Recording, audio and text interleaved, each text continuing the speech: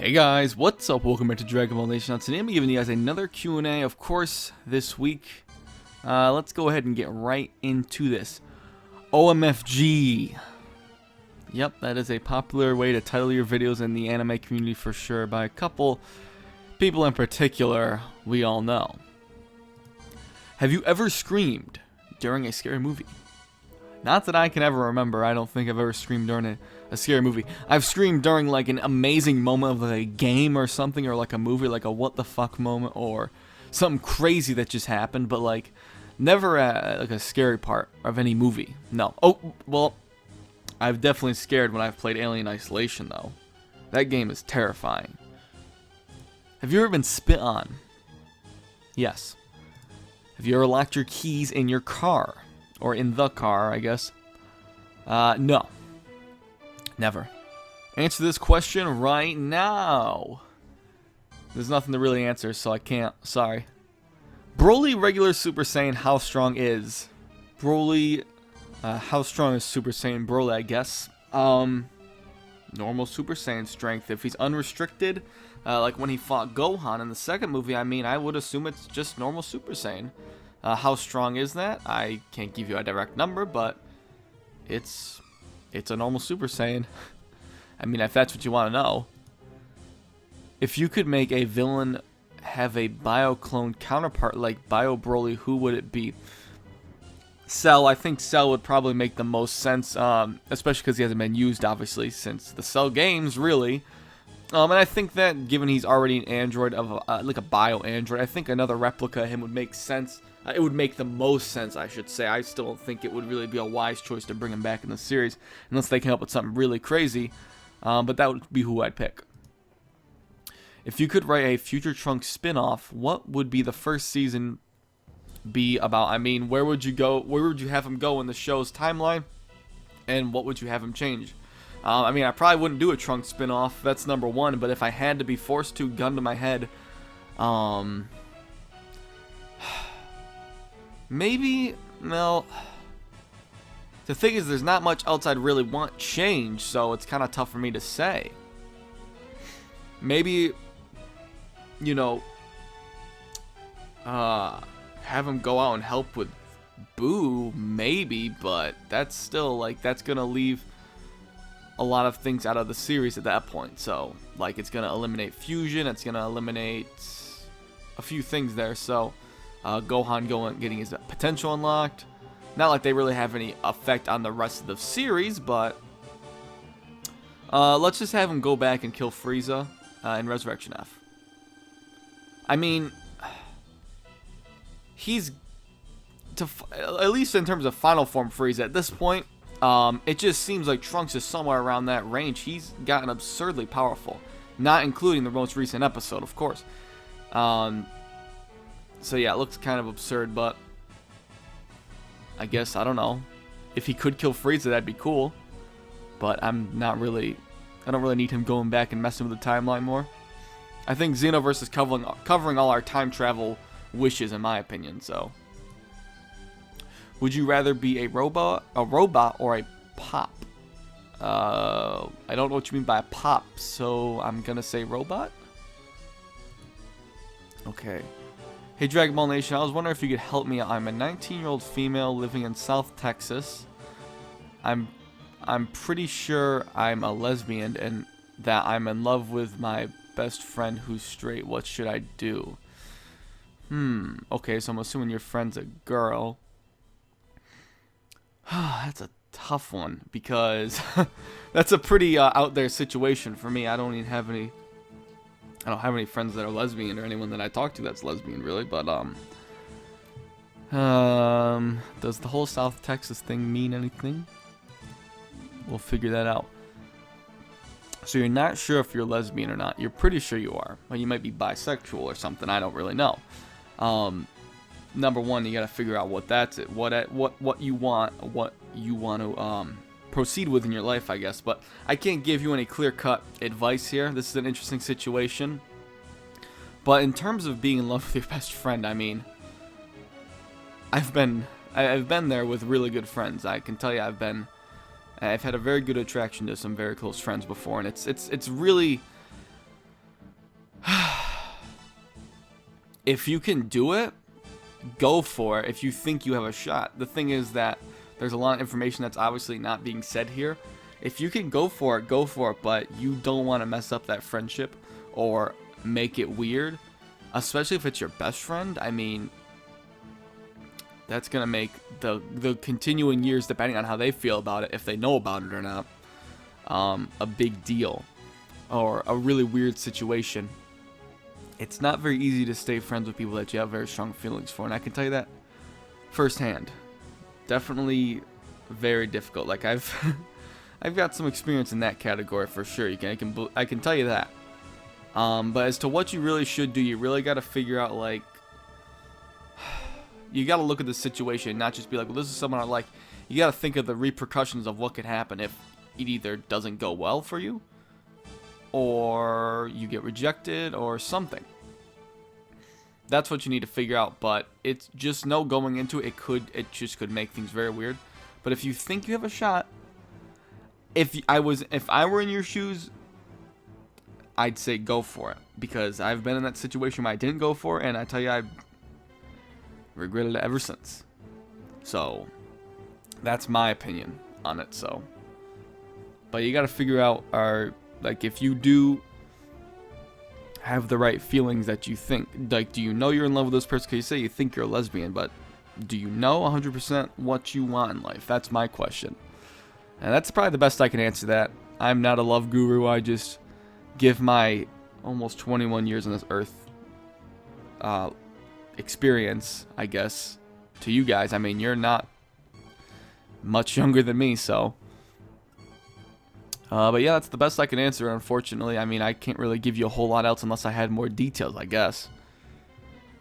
I have a Facebook page for the channel, and I mean, if you want to continue the conversation there, you can, but that's up to you. Spooky pumpkins. I don't know what the fuck that even means, but okay. Probably not gonna do shit for Halloween. Would you ever wear a PVC thong? I'm not wearing any type of thong, bro. Bacterian versus Mr. Satan. I would say Bacterian just because of the smell. But if Mr. Satan can get past that smell, he has a very, very, very fine chance of beating him, I would say. Although, how did he perform against Krillin? Didn't Krillin just, like, knock him down? Like nothing, basically, so Krillin... Remember, Krillin, you don't have a nose. And then it was pretty much, like, over, so... I mean... If Mr. Satan can figure out a way to plug his nose... So, is there a difference between immortality granted from normal Dragon Balls and immortality granted from Super Dragon Balls? I don't think there's any immortality to immortality. The thing is, though, aside from Garlic Jr. obviously being non-canon, I've always honestly stood by that. I don't think that normal Dragon Balls could honestly, in the canon of the show, grant immortality. And, I mean, this is even more strongly evident, I think, just for the fact that he even goes for the Super Dragon Balls to do this thing. That's just my opinion, but even regardless of that whole factor, I still feel like there's no way the Dragon Balls have enough power to grant immortality. That's just my opinion. So, let me ask you this, guys. Can normal Dragon Balls grant immortality, yes or no? I'll probably have a freaking poll in the top right for that. And this will probably be the featured question, but just given how many limiters there are on Dragon Balls, I mean, if you were going off of Dragon Ball, where basically the whole idea of the Dragon Balls were that they can grant any wish. That was the original thing. Then, you know, Z, we get all these limiters and shit. These limiters on where you can bring people back, how many people you can bring back, how long has it been, all sorts of things. I just don't think they have anywhere near enough power to grant immortality.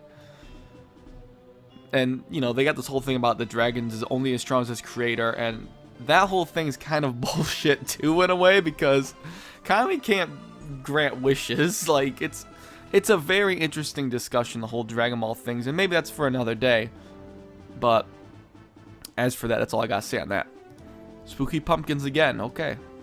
Is Frost dead? Please love your vids.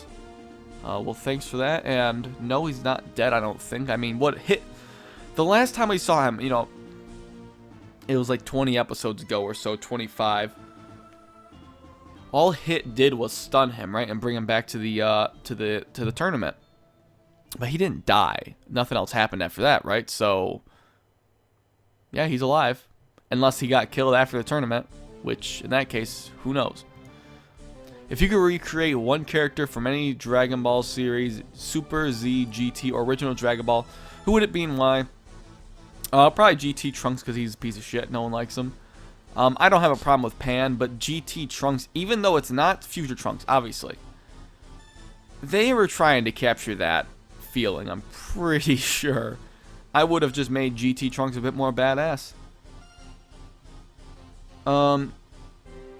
Maybe Deborah as well. Give Deborah a bigger role. I would probably say that would be a good one too. Hell, even recreate a bunch of the Shadow Dragon designs and make them a bit less stupid. Not really necessarily the designs themselves, because they're very in line with something that Toriyama would create. Because I don't think he did not work on the dragon designs. He just did like initial artwork. So, and character designs for Trunks, Goku, Pan, and some other characters, I believe.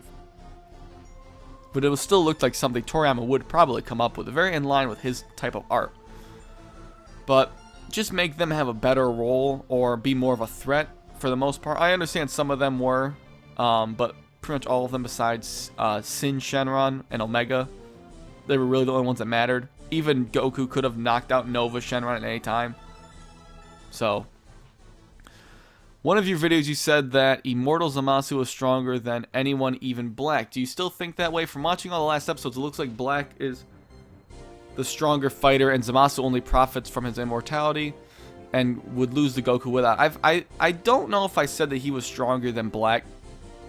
I might have said that, and if I did, I did, but I still think that Zamasu is. I've had this happen on Twitter where I've had a guy asking me if I, why I thought Zamasu was stronger than Goku. I mean, anytime that Zamasu fights Goku, it doesn't look like Zamasu has to try very hard to go around Goku and fight him, to zip around him, all that stuff. So I think that Zamasu is definitely stronger than Goku is, for sure. This last episode, obviously Goku got the upper hand with his little rage boost that he had. But other than that, I mean, Zamasu pretty easily handles Super Saiyan Blue Goku, I feel. Let me know what you guys think in the comments about that. I think Zamasu would still win even without immortality, to be honest with you. So, because immortality is not going to make him stronger than him or make him be able to zip around him like nothing. He smiles like the whole time he's fighting him. So, yeah, I don't really know. Hey DBN, Zamasu and Black mentioned that they had already eliminated all the gods in a particular timeline.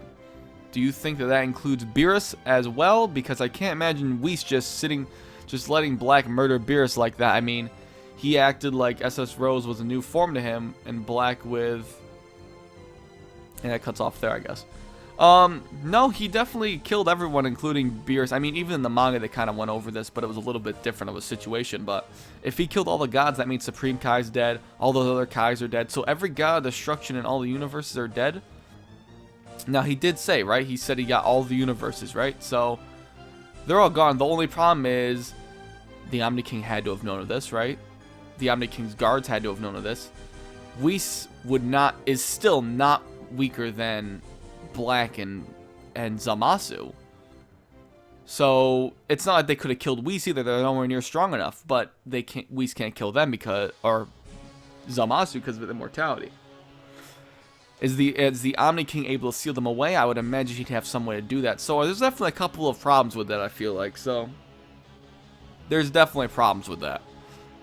I don't think Whis should be eliminated. I think he should be out there somewhere, but they're writing it as if there's no one to stop them. But in reality, that wouldn't really make sense. Now, again, they can't really kill Zamasu, but they probably could figure out a way to seal him away, I imagine. I don't think that's too hard for the Omni King to figure out. He would have to be hearing about this. And does the Omni King transcend across all timelines, or would there be multiple Omni Kings? I feel like he would be something that would transcend all of time, right? There couldn't be a copy of him in another timeline, you know?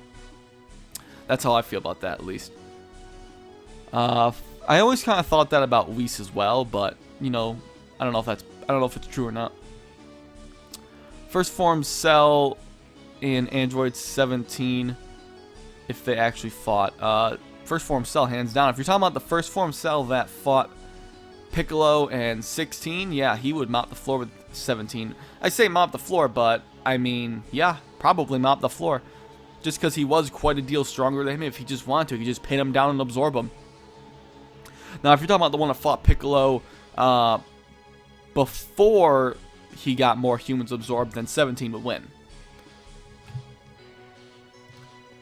If King Piccolo at the end of, I guess it means Dragon Ball, became a good guy and joined the Z Fighters with the existence of Piccolo and trained with them, how would the story Reddit say it's like a Namek? Would it change all those arcs? I mean,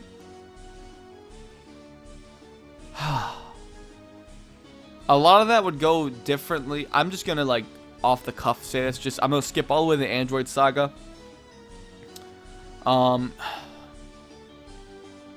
don't really know, because Piccolo Jr. at the end was already, like, he was already stronger than King Piccolo was, right? So he'd be a little bit weaker, I guess. I'm a little confused by this, to be honest, because Piccolo was King Piccolo reincarnated, but he also says it's my, it was his dad, so it was like a whole other things about this.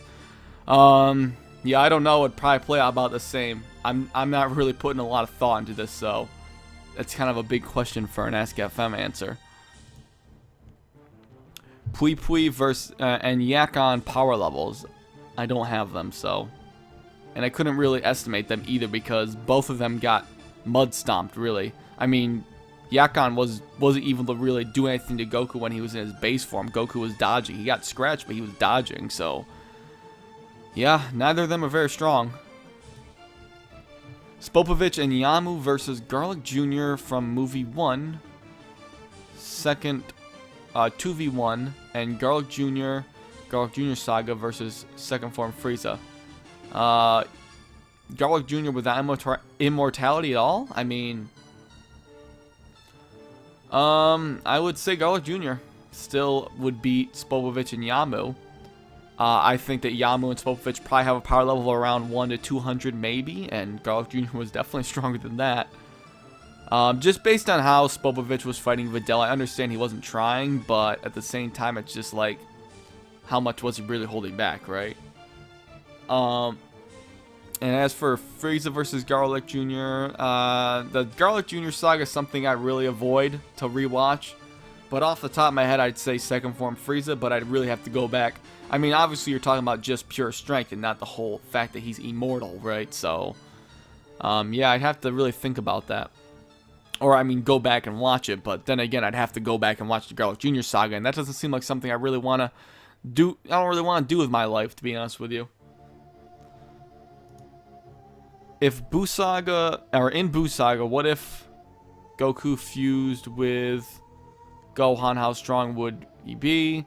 Stronger than Vegito. If they fused with Tien, many special techniques. Imagine Tien-Ku, Neo Tribe can destroy the Earth. I mean, a lot of attacks can destroy the Earth, so just them powering up should be enough to destroy the Earth at this point. But if Goku fused with Gohan, how strong would they be? Strong enough to beat Buu tanks in their base form. It's what the Elder Kai was gonna say. So, most fans agree that he would be stronger than Vegito if they had fused like that. And if he fused with Tien, maybe strong enough to beat base Super Buu, but I don't think any more than that. But then again, if he can go Super Saiyan, then it could be different, but who knows? I don't have that answer. I can only guess. What do you think about Super Jaiyan blatantly spoiling what happened in Super in his video titles, then ruthlessly insulting the commenters who call him out on it or ask him not to spoil stuff? I think it's reasonable to request to not want stuff spoiled about future content. I mean, I see where you're coming from, and I try not to spoil stuff in my titles too much, but if something happens on the internet and you're wanting to not get spoiled by something, just coming from a realistic standpoint and how the internet works, you should probably stay off the internet for a day or two until you see that episode or something, because if he didn't spoil it, someone on Twitter is going to spoil it with a tweet, on Facebook, or in another video. It's pretty hard to avoid that stuff, in my opinion. So just fair warning, if you don't want stuff on super spoiled, do not be on YouTube like Saturday and Sunday. That's just what I'd say. That's all I could say. I can't say what he's doing wrong, and I can't, you know, I'm just saying it's just what happens. You have to expect it. And he's not the only one that'll spoil stuff in his title, so many people do it. Let's see. Strongest, we're gonna end it off on this one, I think. This is probably a good spot. Strongest Yamcha, which was the Cell Games Yamcha, versus Chilled Bardock movie. I think hands down Yamcha. Chilled is not very powerful. Yamcha would mop the floor with him. Yamcha had to have been at least around 1 million, right? There's no way Chilled was that strong either. That's just my opinion. No way Chilled was that strong. Of course, I don't have evidence of that. I'm just guessing there's no way he's that strong. But yeah, that's a good spot to end it. I'd like to thank you guys for watching this Q&A, and leave your thoughts down below on the whole... What the hell was it that I was going to make my featured question? Can the normal Dragon Balls make you immortal, or is that complete bullshit? Because I would say so. I'd say it's complete bullshit. Let me know down below. But other than that, I'd like to thank you guys for watching this video. And of course, as always, I'll catch you later.